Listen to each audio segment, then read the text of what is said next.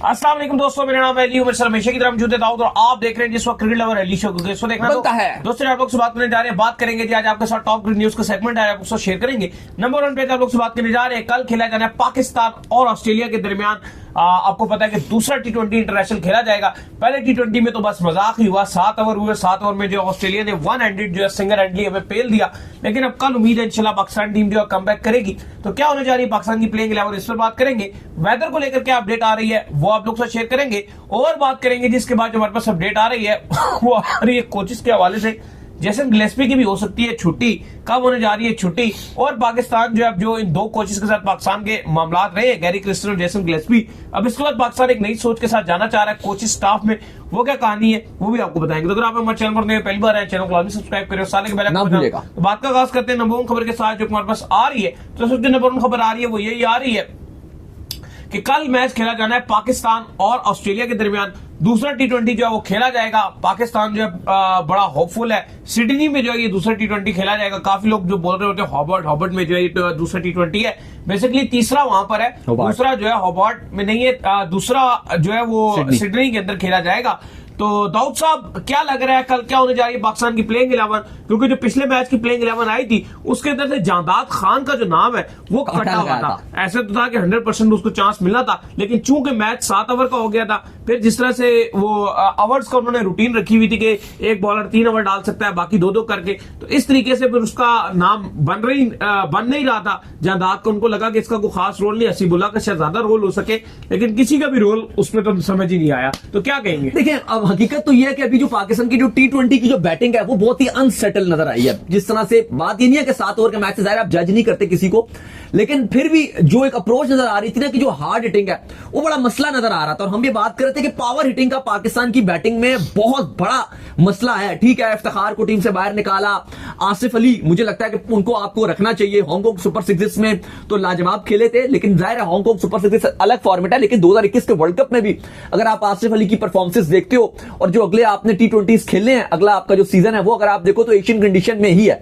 By the way आज तिलक वर्मा और संजू सैमसन ने बड़े छक्के चुके मारे हैं, दोनों ने बड़ी सेंचुरी मारी है। 283 साउथ अफ्रीका के अंदर अगेंस्ट उन्होंने मारा, एक विकेट इंडिया में नहीं खेल रहे, साउथ अफ्रीका में खेल रहे। तो पाकिस्तान ने भी आगे साउथ अफ्रीका जाना है। तो एक बात तो चाहे कि वहां पे जो आपको विकेट्स मिलेंगे वो बड़े फ्लैट मिलेंगे, अटैक करोगे तो रन मेले बनेंगे। क्योंकि आपने देखा है वो एक ने तिलक वर्मा ने 10 छक्के और संजू सैमसन ने 9 छक्के, और आपको भी उसी अंदाज में बैटिंग करनी पड़ेगी। इस तरह का स्ट्राइकर भी नहीं है ना। हाँ, एक चलो आपका साइम ऊपर से ऐसे वो आप उसको खिलाते नहीं हो टी20 में, फखर जमान है वो भी। क्योंकि देखो अब साउथ अफ्रीका में जैसे अगर इन दोनों ने, अगर हम बात करें तिलक वर्मा और ये संजू सैमसन ने, साउथ अफ्रीका में ओडीआई में फखर जमान ने भी 193 मारा हुआ है। या अगर आप उससे पीछे चले जो शायद अफरीदी की हमने अप्रोच देखिए, बड़ी अग्रेसिव अप्रोच से वो बैटिंग करते थे, तो ऊंचा तरीन लॉन्गेस्ट छक्का जो मारा है साउथ अफ्रीका के अंदर वो पाकिस्तान के शायद अफरीदी नहीं मारा हुआ है। जो हाईएस्ट एवर अगर आप क्रिकेट की तारीख में छक्का देखते हो लॉन्गेस्ट 6 वो अफरीदी का, वो भी साउथ अफ्रीका में ही है। तो साउथ अफ्रीका की पिचेस तो फ्लैट रहती हैं, तो पाकिस्तान को भी थोड़ी, क्योंकि अगली जो पाकिस्तान की बड़ी सीरीज है वो साउथ अफ्रीका के अगेंस्ट है। ठीक है, टी20 आपने जिम्बाब्वे में भी खेलना, वहां तो आपने इवन रिजवान को भी अपना बिठाएंगे, आप कप्तानी आप सलमान अली आगा से करवाएंगे। लेकिन थोड़ा सा जो बैटिंग है पाकिस्तान की वो बहुत सवालिया निशान आपको भी दे रही है। बेशक हम ओडीआई सीरीज जीते भी हैं, वहां भी बॉलर्स ही कुछ कर रहे हैं, बैटिंग वहां भी आपकी फारेगी थी, क्योंकि 140 आपको चेस करने को मिला, 162-63 मिला, 200 आपकी फिर बैटिंग ने बनाया। बैटिंग तो आपकी टेस्ट नहीं हुई, आपके तो बहुत से ऐसे प्लेयर थे जो बिना कुछ खेले ही जो है वो ओडीआई में वापस घर पर भी जब आपने स्पिन विकेट बनाए थे आपको साउथ अफ्रीका के सॉरी इंग्लैंड के अगेंस्ट, वो भी आपको बॉलर ने जितवाया ना। आपका ओडीआई के अंदर ना आपके आगा खेल सके, ना आपका न्याजी जो है वो बैटिंग कर सका। काफी ऐसे प्लेयर थे जो आपके ऐसे ही गए ओडीआई। कामरान गुलाम को भी आपने एक मैच ही मौका मिला, उन्होंने भी कुछ नहीं किया। मतलब वो नजर नहीं आया कि आपको कि बैटिंग भी बहुत टेस्ट होगी। ठीक है, बाबर ने जो उनको थोड़े बहुत मौके मिले, बाबर ने चलो फिर भी डिलीवर कर दिया। खैर अली साहब, कल का जो मौसम का पहले मैं आपको बता दूं, सिडनी का इसलिए बहुत पूछ रहे हैं कि उनके ब्रिस्बेन में जो एक मौसम की एक हाइप थी, बारिश रुक गई, बूंदे गिर गई, बूंदे खत्म हो गई, बूंदे शुरू हो गई। तो बहरहाल इसमें जो कल मैच खेला जाना है 1 बजे ही खेला जाएगा और इसमें कोई ये बूंदे आपको गिननी नहीं पड़ेंगी। अलबत्ता पिंडी इस्लामाबाद का मौसम तो बड़ा खुशगवार हुआ है, बादल भी बरस रहे हैं। हल्की हल्की बारिश का भी इम्कान है, अभी थोड़ी देर पहले भी बारिश हो रही थी, लेकिन सिडनी में कोई बारिश का इम्कान नहीं है, बिल्कुल मौसम जो है वो क्लियर है। और सिडनी एक ऐसा वेन्यू है जहां पर कोई भी एशियन टीम हो, पाकिस्तान हो, श्रीलंका हो, इंडिया हो, वो पसंद करते हैं खेलना, क्योंकि कहा जाता है कि सिडनी एक वाहिद ऑस्ट्रेलिया का वेन्यू है जहां पर बॉल स्पिन होता है, जहां पे हमने देखा कि स्पिनर का रोल भी होता है, ये भी कहा जाता है। अब पाकिस्तान कल स्पिनर के साथ जाएगा या नहीं, ये तो एक अपने में एक सवाल रहेगा, क्योंकि एक ही ऐसा मुझे लगता है कि स्लॉट है जिसके ऊपर शायद पाकिस्तान टीम मैनेजमेंट जो वो सोच रही होगी कि हमने स्पिनर खिलाना है। सुफियान मुकीम का जाहिर नाम है कि उनको खिलाएंगे या नहीं खिलाएंगे, लेकिन जो पाकिस्तान की प्लेइंग 11 है वो कुछ इस तरह से बनेगी। ये तो पता चल गया है कि मोहम्मद रिजवान के साथ साहिबजादा फरहान ही ओपनिंग करेंगे। बेशक उन्होंने 2 ही चौके मारे, 2 ही शॉट्स खेले, लेकिन उसमें अपनी अलग ही ब्यूटी नजर आई है। तो ये तो अब नजर आ रहा है कि पाकिस्तान प्रॉपर साहिबजादा फरहान को चांस देने जा रहा है और रिजवान के साथ साहिबजादा फरहान ओपनिंग करेंगे। बाबर आजम नंबर 3 पर आएंगे। इससे फायदा ये हो जाता है कि आपकी बैटिंग में थोड़ी डेप्थ भी आ जाती है टी20 में, और अगर दोनों में से कोई जल्दी आउट होता है तो 3 पे बाबर आके भी गेम को एंकरिंग कर सकते हैं। तो 3 पे बाबर आजम आएंगे। उस्मान खान बहुत ही क्लूलेस नजर आए थे, लेकिन इस हक में हूं नहीं। वैसे पाकिस्तान टीम जो है उस्मान खान को बेसिकली चांस देना चाह रही है, लेकिन मेरा ये मानना है कि आप उस्मान खान को बाहर करके हसीबुल्लाह को खिला सकते हैं। उस्मान को जिम्बाब्वे में खुलकर चांस दे दीजिए। साउथ अफ्रीका में जैसे विकेट हैं वहां भी आप उनको चांस दे सकते हैं, बहुत फ्लैट विकेट्स होंगी, आसानी है उनके लिए। ऑस्ट्रेलिया में स्ट्रगल करते हैं, ऑस्ट्रेलिया में जहां पर बाउंस ज्यादा आ रहा है उनका बैट ही बेचारे का फंस जाता है, तो बिला वजह एक्सपोज ही हो रहे हैं। तो बेहतर यह है कि आप हसीबुल्लाह को उनकी जगह पे खिला दें, मैं तो ये चाहूंगा। लेकिन कल की जो प्लेइंग 11 है उसमें उस्मान खान ही खेल रहे हैं, लेकिन लग यही रहा है कि उस्मान खान के साथ ही ये जाएंगे, क्योंकि इनको ये लगता है कि 7 ओवर के मैच में तो 16 पे 5 थे, कोई भी टेस्ट नहीं हो सका, तो उस लिहाज से तो हम उस्मान खान को ही खिलाएंगे। तो 4 पे उस्मान खान आएंगे। बाकी बात इनकी ठीक है, हसीबुल्लाह की जो अप्रोच नजर आती है, स्पेशली जो उनका स्टैंड ऑस्ट्रेलिया में ज्यादा आपको रन बना के दे सकते हैं एज कंपैरिजन। अगर आप ये बात करें, इवन अगर आप हसीबुल्लाह को नहीं भी खिलाते, अगर आप स्पिनर को ऐड कर रहे हो, तो इवन आप जहांदाद को आप उस नंबर पे आप ट्राई कर सकते हो, क्योंकि आपको हमने देखा कि जहांदाद नंबर 4-5 पे भी खेलते रहे और अच्छी परफॉर्मेंस दिखा रहे थे। तो बहरहाल खैर 4 पे आप उस्मान खान के साथ ही जाओगे, 5 पे आप सलमान अली आगा जो आपके वाइस कप्तान है। ऑस्ट्रेलिया में वो रन नहीं बनाते, टेस्ट में आपको पाकिस्तान में भी रन बनाकर दे देते हैं, हर जगह करके दे देते हैं, लेकिन उनका भी मसला ये आता है कि वो ऑस्ट्रेलियन पिचेस में थोड़ा फंसते हैं सलमान अली आगा। खैर 5 पे वो आएंगे। 6 पे आपके इरफान खान न्याजी आएंगे। फील्डर तो बेहतरीन है, लेकिन उनको भी बैटिंग करके दिखानी पड़ेगी ऑस्ट्रेलिया में, ठीक है। नहीं तो बहुत लंबा नहीं चल सकते। पाकिस्तान में वो बहुत रन बनाते रहे, टी20 में बड़े एग्रेसिव खेलते रहे। आपके पास एक फील्डर आए थे जो स्लिप पे खड़े होते थे, बैटिंग उनसे हुई नहीं, तो वो बेचारे भी जो इमरान भट्ट थे, हाँ वही थे ना, जो स्लिप पे बड़े कैच पकड़ते थे आप। लेकिन खैर आपके जो लग रहा है वो यही है कि इरफान खान न्याजी के साथ ये जाएंगे। 5 पे आपके सलमान अली आगा, 6 पे इरफान खान न्याजी और 7 पे जहांदाद खान, जिनका नाम पहले भी लिखा गया था, लेकिन क्योंकि मैच छोटा हो गया तो फिर इन्होंने डिसाइड किया कि हसीबुल्लाह को जो है वो हम ट्राई करते हैं, तो नाम काट के जहांदाद की जगह हसीबुल्लाह का रखा गया था। लेकिन नंबर 7 पे जहांदाद खान डेब्यू करेंगे सिडनी में। इसके बाद जो 4 आपके स्लॉट्स हैं उनमें अब मसला ये था, इनके लिए बड़ी आसानी थी कि इन्होंने जो अब्बास आफरीदी उनको नहीं खिलाना था, और उनकी जगह अब्बास आफरीदी की जगह इनके पास ऑप्शन था कि ये एक शायद स्पिनर को खिला देते। लेकिन अब अब्बास अफरीदी को जो खिलाया कल के मैच में, उन्होंने बॉलिंग तो चलो अच्छी की, उनसे ओवर करवाया गया एक ही, लेकिन उन्होंने बैटिंग में बड़ा इंपैक्ट डाला। सबसे कल शायद वो बेहतर बैट्समैन वो ही थे। तो कहीं ना कहीं इनको भी पता चल गया कि यार टेल में, क्योंकि हमने देखा है कि ओडीआई में भी जिस तरह शाहीन बैटिंग कर रहे थे या नसीम जैसे बैटिंग कर रहे थे, तो ये चाहते हैं कि अब्बास आफरीदी भी जिस इंटेंट से बैटिंग करते हैं, और इवन हमने उनको देखा है पाकिस्तान में भी पीएसएल में भी बैटिंग करते हुए, बैट्समैन वो अच्छे। इवन आयरलैंड वाला वो वर्ल्ड कप 2024 का जो मैच था, वो शायद पाकिस्तान आयरलैंड से भी मैच हार जाता। जो पाकिस्तान की अप्रोच नजर आ रही थी, बाबर आजम एक एंड में खड़े हुए थे और वो कुछ कर नहीं पा रहे थे और पाकिस्तान वो मैच हार गया था। अगर अब्बास आफरीदी आके वो इंपॉर्टेंट रन बना के ना जाते वहां पे, तो अब्बास आफरीदी ने वहां भी आपको एक मैच जितवा दिया था अपनी बैटिंग से। अगर आप अब्बास आफरीदी को जो है वो डालेंगे, फिर स्पिनर नहीं डाल रहे आप।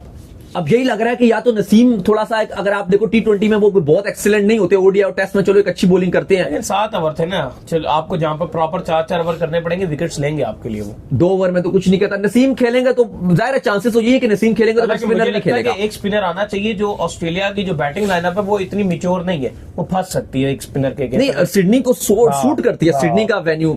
लेकिन अब ये शाहीन है, हारिस रऊफ है, ये 2 तो कंफर्म खेलेंगे। अब नसीम और अब्बास पता नहीं, मुझे नहीं लगता कि शायद इनको ये ड्रॉप करेंगे इन दोनों को ही, तो मुझे लगता है कि फिर स्पिनर नहीं खिलाएंगे। होना तो ये चाहिए कि आप नसीम और अब्बास अफरीदी एक किसी को भी आप बाहर कर दो। शायद अगर आप मुझसे पूछो जो फॉर्म है, मैं शायद नसीम को बाहर करके अपना सुफियान को खिला लूं, लेकिन आप अब्बास अफरीदी को भी ड्रॉप कर दो। लेकिन अब्बास अफरीदी बैटिंग में आपको शायद एज दे दे, लेकिन नसीम भी थोड़ी बहुत बैटिंग तो कर ही लेते हैं आप। चलो बहरहाल ये मुश्किल फैसला है, लेकिन मुझे अगर इनकी जो अप्रोच नजर आ रही है ना पूरी सीरीज में थ्रू आउट, वो ये फास्ट बॉलर से मैच जीत रहे हैं। मुझे ऐसा लग रहा है कि ये 4 फास्ट बॉलर के साथ जाएंगे, शाहीन, हारिस रऊफ, नसीम शाह और अब्बास अफरीदी। 4 ये फास्ट बॉलर हो गए। एक इनके पास जहांदार खान हो गया, क्योंकि अभी तक आपने इस सीरीज में स्पिनर को नहीं मौका दिया। ठीक है, एक मैच में आपने ओडीआई में वो साइम अयूब से ओवर करवा दिए थे 2-3, लेकिन उसके अलावा आपने बिल्कुल स्पिनर्स के साथ नहीं गए। तो मुझे लग रहा है अगर इनके पास 5 फास्ट बॉलर हो गए, ये 4 फास्ट बॉलर, 1 जहांदार खान, मुझे लग रहा है पाकिस्तान इस कॉम्बिनेशन के साथ जाएगा अपने सेकंड T20 प्लेइंग 11। अच्छा, इसके बाद जो अपडेट आ रही है वो आ रही है कोचेस को लेकर, और अपडेट ये आ रही है कि पाकिस्तान क्रिकेट बोर्ड ने अभी फैसला कर लिया है, जैसा उनका जो है टेन्योर चला है जी अभी रिसेंटली, आपको पता है कि कोच के साथ जो साउथ अफ्रीका के बड़ा मसला जो है उनके साथ गैरी क्रिस्टन के साथ बना रहा है। तो अब उनकी वजह से अब ये फैसला हो गया कि पाकिस्तान जो है अब अपना जो नया हेड कोच है ये जिम्बाब्वे सीरीज में जो वो अनाउंस करने जा रहे हैं, और पाकिस्तानी हेड कोच जो वो अनाउंस करेंगे, और जितने जो फॉरनर कोचेज हैं उनसे अब वो साइड पर ही होना चाह रहे हैं। जैसन गिलेस्पी के साथ भी ये अपडेट आ रही है कि उनके साथ भी लॉन्ग टर्म कॉन्ट्रैक्ट नहीं रखना चाहता पाकिस्तान क्रिकेट बोर्ड, उनको भी जो है वो शॉर्ट टर्म में जो उनके साथ कॉन्ट्रैक्ट को कैंसिल कर दिया जाएगा। देखिए, खबरें ये आ रही हैं जो इनसाइड है पाकिस्तान क्रिकेट बोर्ड का, वो ये उन्होंने एक प्लान बनाया है कि जिम्बाब्वे और साउथ अफ्रीका के अगेंस्ट न्यू पाकिस्तान का वाइड बॉल कोच लगाया जा रहा है। जाहिर है जिम्बाब्वे के साथ आपके वाइड बॉल ही सीरीज है, ओडीआई और T20 ही हैं, और फिर साउथ अफ्रीका के साथ आपके टेस्ट भी हैं और ओडीआई T20s भी हैं। तो पहले एक लोकल कोच जो है वो वाइड बॉल के लिए लगाया जाएगा, और फिर कुछ टाइम के बाद जब टाइम गुजरेगा तो उसी कोच को तीनों फॉर्मेट का कोच बना दिया जाएगा, यानी कि गिलेस्पी को भी फिर हटा दिया जाएगा और उसी कोच को गिलेस्पी की जगह भी लगा दिया जाएगा, क्योंकि पाकिस्तान क्रिकेट बोर्ड लग रहा है उसको यह फील हो रहा है कि जो हमारे फॉरेन कोचेस हैं वो उस तरह से अपनी कमिटमेंट्स पूरी नहीं करते। पहले वो कहते हैं कि हम आएंगे पाकिस्तान में भी काम करेंगे, फिर वो खाली ये कह देते हैं कि बस जब इंटरनेशनल सीरीज होगी तो हम पाकिस्तान आया करेंगे या पाकिस्तान से चले जाया करेंगे टीम के साथ, वरना हम अपने घर पे रहेंगे। ना वो यहाँ कैंप लगाते हैं, ना वो यहाँ पर खिलाड़ियों के साथ काम करते हैं, ना उनको पता है कि डोमेस्टिक में क्या चल रहा है, तो हम फॉरेन कोचेस के साथ काम नहीं करेंगे। लेकिन अली साहब, इशू ये है कि आपका इशू तो ऐसा नहीं है कि लोकल कोचेस के साथ कोई बहुत अच्छा रहा हो। हमारा एक्सपीरियंस तो लोकल कोचेस के साथ अगर आप कंपैरिजन करो तो ज्यादा खराब रहा है। अब अगर आप वकार यूनुस साहब की बात करते हो, मिसबा की बात करते हो, उनके टेन्योर में तो आपकी क्रिकेट अपने बदतरीन दौर से गुजर रही थी। आजकल तो वैसे ही मिसबा की बड़ी कंट्रोवर्शियल सीन चल रही है उनके बेटे को लेकर। आकिब जावेद की एक बात यहाँ पर अच्छी लगी है कि उन्होंने जो है वो कोचिंग नहीं ली, छलांग नहीं मारी कोचिंग। अगर वो आ जाते छलांग मारते थे अपना करियर खराब कर लेते नहीं कोचिंग। अब मैं अगर आपसे कोचिंग की बात करूं तो मुझे हफीज एक अभी तक जो कोच रहे हैं, बेशक उनका शॉर्ट टर्म था, लेकिन मॉडर्नाइज कोच थे, और उनके जो फैसले थे और जिस तरह वो चीज वो चला रहे थे वो बड़े अच्छे तरीके से मान ही नहीं रहा था टीम में वो उस टाइम पे। लेकिन एक उस टाइम के अंदर जो एक एनवायरमेंट था बहुत अनस्टेबिलिटी का डिफरेंट था। अब अगर हफीज आए तो मुझे लगता है कि जो अब का एनवायरमेंट है वो उनको सूट करेगा। हफीज एक ऐसे तो जो बहुत अच्छा काम कर रहे थे। उस टाइम पर तो खिलाड़ी बहुत ऊपर से आ रहे थे, कोई और बोर्ड में भी कुछ समझ नहीं आ रही थी। अभी वो खिलाड़ी जैसे ही किसी से नाखुश होते थे फौरन मीडिया में चलवाते थे कि ये माहौल खराब कर रहा है कोच, हम इससे नाखुश है। तो वो एक चीज डिफरेंट थी। तो हफीज एक ऐसा बंदा अभी तक नजर आया। बाकी वो जो वकार यूनुस हैं वो जो 4-4 5-5 बार आपने ट्राई किए हुए हैं वो नहीं समझ आते। मिसबाउल हक नहीं समझ आते। मिसबाउल हक का एक ही तरीकेकार है, एक ही है, सही बात। वो अपने कुछ प्लेयर्स के साथ जुड़ जाते हैं। वो बहुत ही मतलब आप कहो कि बिल्कुल ही आपकी क्रिकेट की बर्बादी वाला स्टार्ट हो जाता है सीन। सकलैन मुश्ताक का नाम आ रहा है, ठीक है, उनकी कोचिंग ठीक ही थी, लेकिन वो भी उनका हिसाब वो था जैसे आपको याद होगा इंडिया में रवि शास्त्री थे।